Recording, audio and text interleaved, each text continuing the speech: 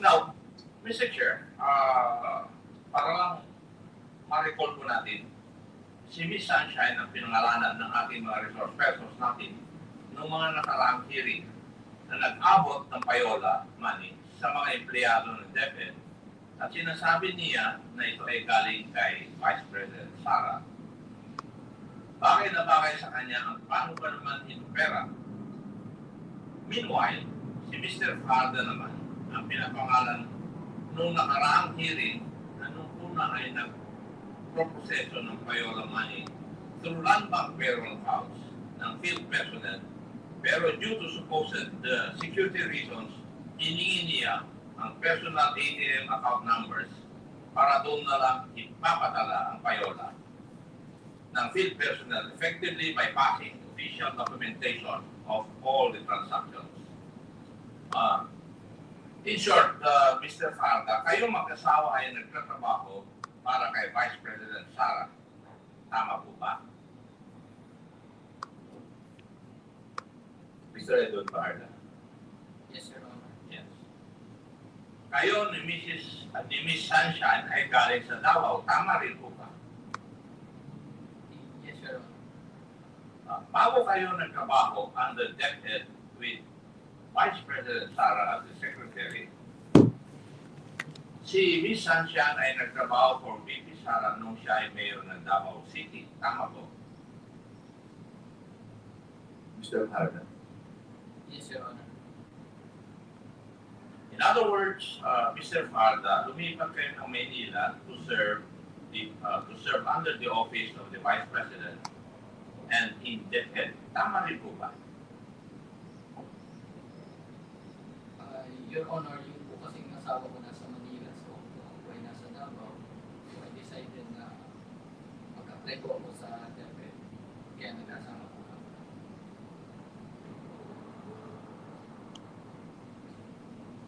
Noong si Vice President Sara ay nakabase po sa Davao as the City Vice Mayor, hindi po kayo part ng kanyang staff. Tama rin po ba? Tama po, Your Honor. In short, bago kayo naging SDO or Special Disbursing Officer ng DEPED, wala po kayo involvement kay Vice President Sara. Dahil sa inyong asawa, si Miss Sunshine, kayo po ay nakilala ni Vice President Sara. Tama rin po ba yun? Yes, Your Honor.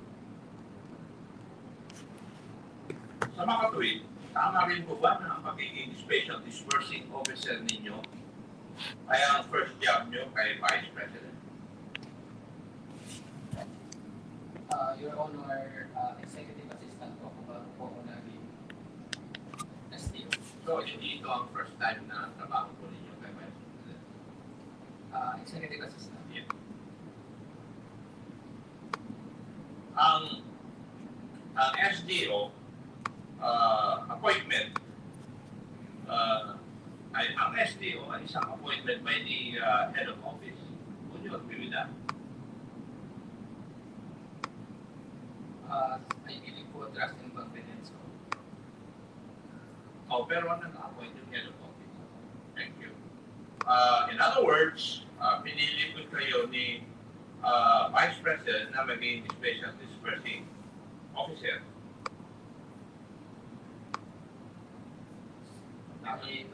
By trust and confidence po. Okay. Mr. Chair, as we can see, isa lang ang credential ni Mr. Farda upang siya ay piliin ni Vice President Sara para maging SDO. Ito ay dahil siya ay asawa ni Ms. Sunshine. Alam naman natin ang posisyon na SDO requires trust dahil malaki ang funds na involved dito. Sinabi na rin ni Mr. Farda yun.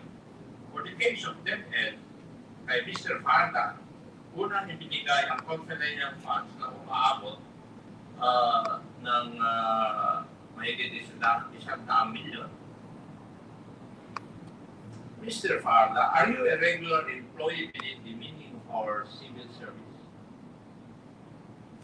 Mr. Chair, Executive Assistant po is also appointed po ng head of the office of the agency. Consider consider po as a regular employee. Considered as a regular employee and therefore covered po ng civil service rules. Would you agree?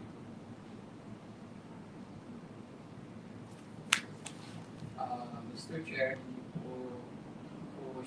hindi po masyadong maano sa rules po ng civil service. So, any pasang. Kasi if you're a regular employee under our civil service rules, the fact that you are appointed in the DEPED as co-terminus with the Vice President and then Secretary of Education, are you trying to tell this committee that a co-terminus employee would be a regular employee within the meaning of our civil service rules? And if no naman, I think you would also be aware that under a joint circular, a special disbursing officer must be a regular employee. Yes, sir. Thank you. Now the question is, are you or do you consider yourself a regular employee despite your being a co-terminus employee? Yes, Your Honor. Regular employee.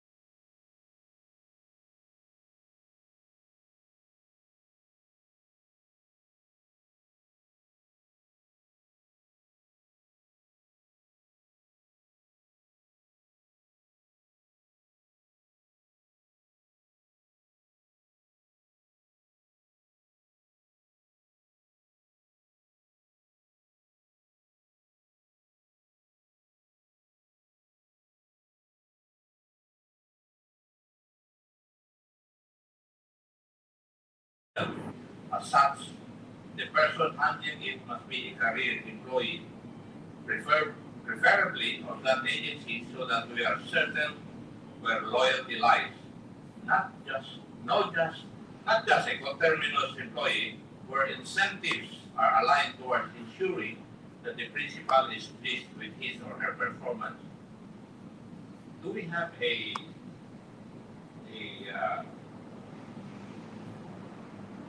representative of the Bureau of Treasury, Mr. Chair? Concept? Your Honor, a Bureau of Treasury was informed immediately, but they would try their best to update. So they're not present today. Not present today, Your Honor. Kasi, Mr. Chair, ang kapatid ko sana is tungkol po sa Fidelity Fund. And the representative of the Bureau of Treasury is the appropriate or proper person to explain to us yung Fidelity Fund vis-a-vis Your Honor, I think the Bureau of Representative Bureau of Treasury. may I please recognize Attorney Jericho Cabrera, OIC for the Complaints and Investigation Division of the Bureau of Treasury, Your Honor. In previous hearings, Your Honor, it's already taken its own. Please take your seat. Please proceed. Thank you.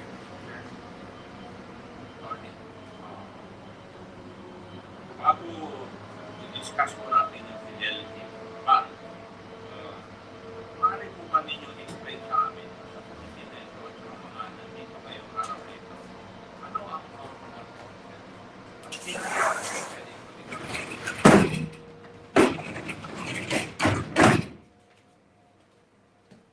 Good afternoon, Your Honor, to the Honorable Committee. Your Honor, to answer the question of Your Honor, we, as for the Bureau of the Treasury in our Fidelity Funding operations, to determine who is an accountable officer, we refer to the requirement of the public bonding law, or the definition of the public bonding law as to who is an accountable officer. Section 314 of the public bonding law states that every officer, agent, and employee of the government of the Philippines or of the companies or corporations, the majority of the stock of which is held by the national government shall, whenever the nature of the duties performed by such officer, agent, or employee permits or requires the custody of funds or property for which he is accountable, be deemed a bondable officer. And except as otherwise provided, every such person shall be bonded or bondable, and his fidelity insured in accordance with the public bonding law. With your definition, attorney, yung bang special disbursement officer ay isa sa mga accountable officers?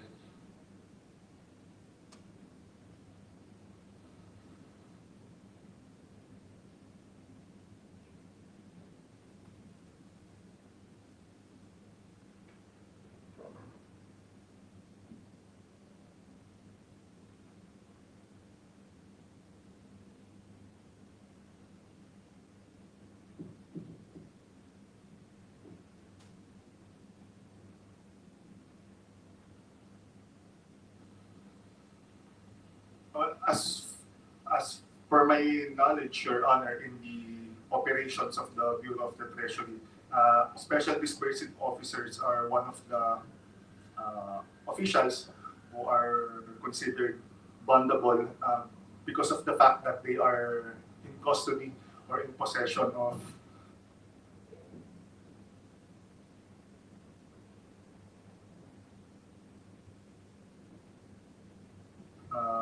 public funds or property. However, admittedly, Your Honor, as far as the legal service of the Bureau of the Treasury is concerned, we often recommend a different evaluation criteria because special disbursing officers are generally only designated additional accountable functions on top of their core functions, which ordinarily does not involve public funds or property, Your Honor. I am sorry, attorney. My question was very simple. Ang tanong ko lang po kung ang mga designated special disbursing officers are also accountable officers pursuant to the definition that you have cited to us. Yes or no lang naman po? Yes, Your Honor, considering that if they are granted or designated additional functions as special disbursing officers, the nature of the duties then would require custody of funds or property, Your Honor. And therefore, Mr. Edward Farda is an accountable officer pursuant to that definition. Yes, Your Honor. Thank you. Mr. Chair, ayon sa ating joint circular, an accountable officer is an officer of the government whose duties permit or require the possession or custody of government funds and property, and who shall be accountable therefore and for the safekeeping thereof in conformity with our laws and regulations. As clearly established by the discussion earlier, Mr. Edward Farda is indeed an accountable officer, not only by the fact of his position as SDO, but also by the fact of the confirmation of receipt of confidential funds for DEPED respectively in 2022 and 2023. Now, attorney, you must be aware of Treasury Circular number 1-2022 regarding supplemental guidelines on the revised omnibus regulations governing the fidelity funding of accountable public officers being part of the Bureau of Treasury. Yes, Your Honor. Now, base po sa circular ng Treasury, ano po ang ibig sabihin ng bondable officer?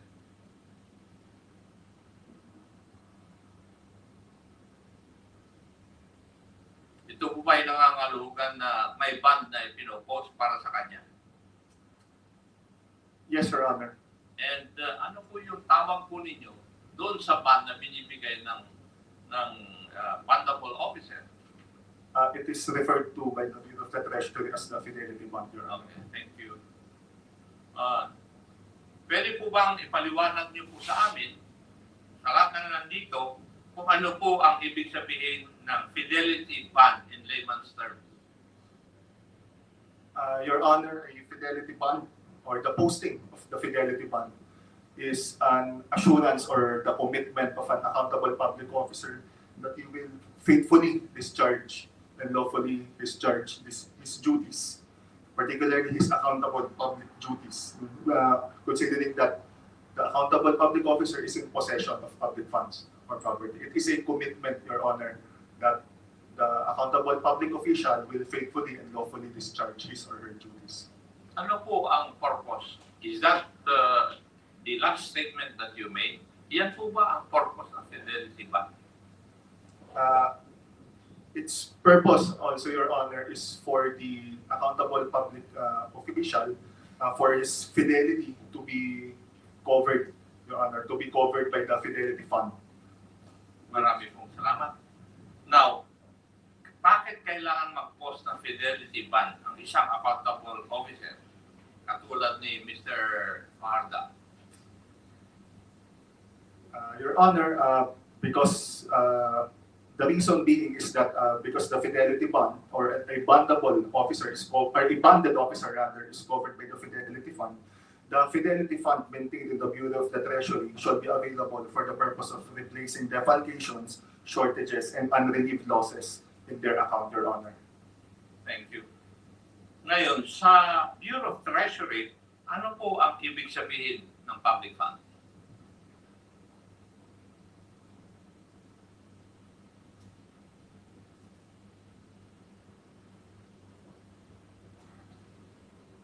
Allow me to just refer to the Please, circular, Your Honor. So, please, Attorney. Okay. Yes, Your Honor. I will quote item Q of the definition of terms under Treasury Circular -2019 as amended. Public funds shall refer to funds or public monies under the possession, custody, or control of an accountable officer by virtue of his or her official position or designation, which include public monies of every sort and other financial resources such as cash, instruments, representing or convertible to money, receivables, and the like pertaining to the government agency, Your Honor. And pursuant to that definition that you have read, ang confidential funds ng DEPED ay kasama sa public funds.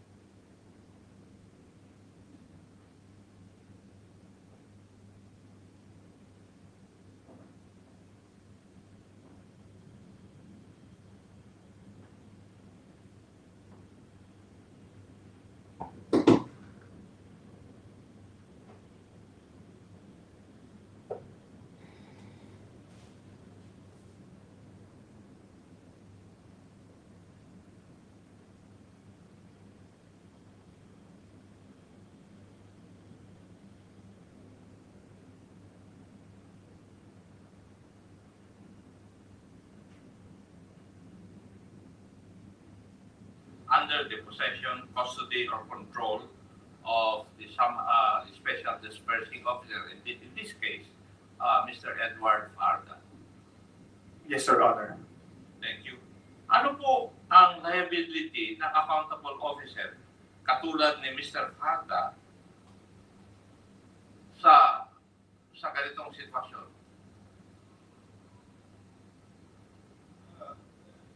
Liability, Your Honor, in Yeah. I may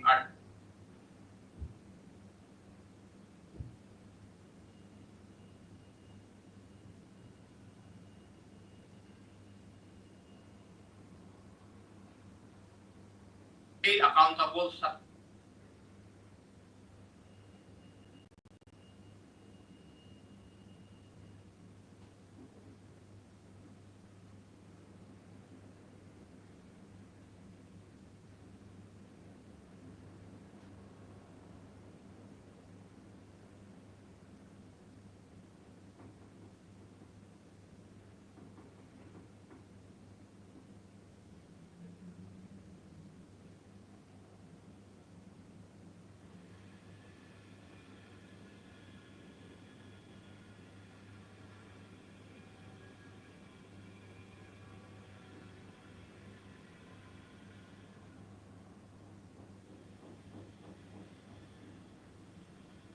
accountable sa mga losses dahil sa unlawful deposit, unlawful use, or application of public funds, unlawful application of public funds.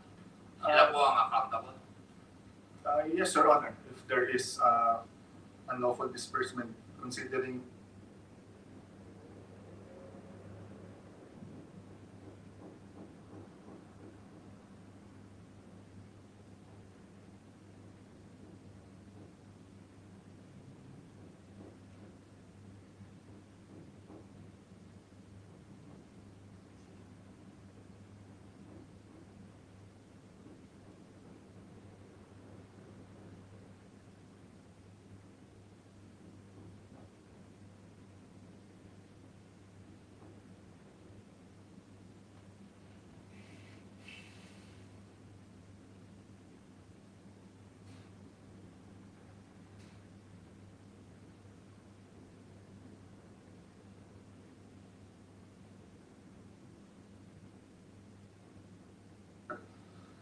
the Administrative Code of 1987 states that every accountable officer shall be personally liable for the funds or property in his or her possession, Your Honor. Liable din sila kahit attributable ang loss sa kanilang negligence sa paghawak po ng mga pondong ito. Yes, Your Honor. Now, Mr. Farda, having listened to the explanation of the representative of the Bureau of Treasury, are you aware of the magnitude of your accountability as special disbursing officer? Yes, Your Honor. Thank you. Let me confirm. Salary grade 17 po kayo, tama po ba? Yes, Your Honor. And correct po ba yung aking record na inyong monthly salary ay around 35?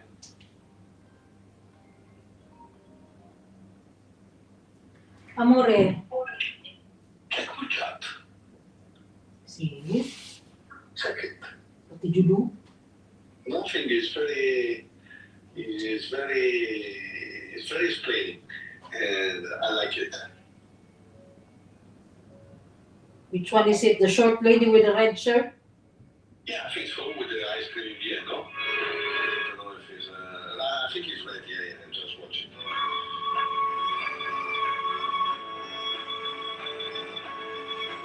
It's cute, huh? Huh? Really is that? Okay. Ciao. Okay. Yeah. Ciao, ciao. Bye-bye.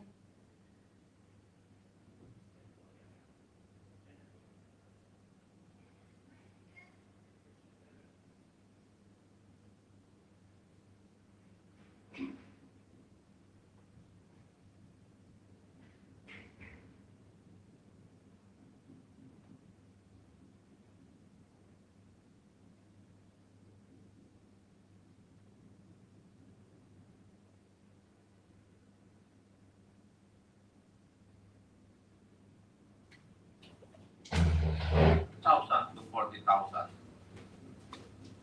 Mali po ba yun? Your Honor, 41,000. Ganyan po malaki din.